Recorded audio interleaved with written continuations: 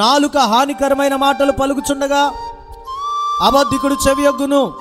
భేదలను వెక్కరించువాడు వాని సృష్టికర్తను నిందించువాడు ఆపదను చూచి సంతోషించువాడు నిర్దోషిగా ఎంచబడడు. రెండవది ఏంటంటే భేదలను మనం వెక్కరించకూడదు.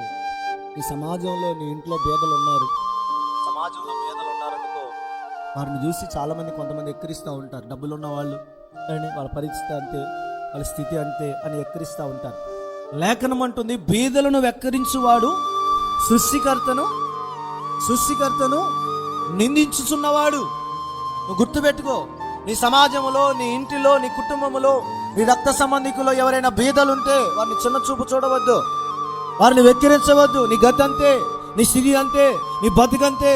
చాలా మంది అంటారు నీ బతుకంతే, నీ స్థితి అంతే అంటా ఉంటారు.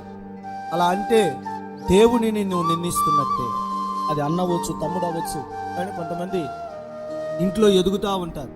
ఎదుగుతూ ఉన్న వాళ్ళు ఒకళ్ళు ఎదిగారనుకో, ఒకళ్ళు ఎదగట్లేదనుకో, లేని వారిని చూసి చిన్న చూపు చూసే వాళ్ళు చాలా మంది సమాజాల్లో ఉన్నారు. చిన్న చూపును చూస్తూ వారిని ఎలా పడితే అలా మాట్లాడుతూ ఉంటారు, ఇష్టం వచ్చినట్టు మాట్లాడుతూ ఉంటారు. కారణం ఏంటంటే వీళ్ళ దగ్గర డబ్బు ఉంది, వాళ్ళ దగ్గర డబ్బు లేదు.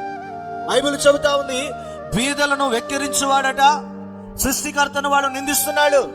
కనుక నీవు ఆపద చూచి సంతోషించేవాడు నిర్దోషిగా ఎంచబడడు.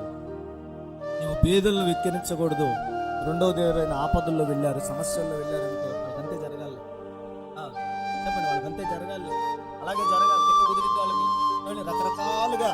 రకరకాలుగా వాళ్ళు ఏం చేస్తారంటే ఆపదను చూసి కొంతమంది సంతోషిస్తారు. వారవలేని వాళ్ళు ఉంటారు. ఎదుటోడు బాగుపడితే చూడలేని వాళ్ళు ఉంటారు, ఎదుటోడు చక్కగా ఉంటే చూడలేని వాళ్ళు ఉంటారు. వీళ్ళని ఏమన్నా ఏదైనా చిన్న చూపు చూసినా, లేకపోతే ఏదైనా ఒక మాట గమక్కనే అన్నా వీళ్ళు ఏం చేస్తారంటే నీ మీదకు నా నాలుగు సామాన్యమైంది కాదు, నీ మీద దిగొచ్చేది. అబ్బా నువ్వు అంత పరిశుద్ధుడు. కొంతమంది అంటారు నేనంటే సామాన్యం కాదు, నీ మీదకు దిగొచ్చింది కాక. ఏముండదు, అదవుతుందా?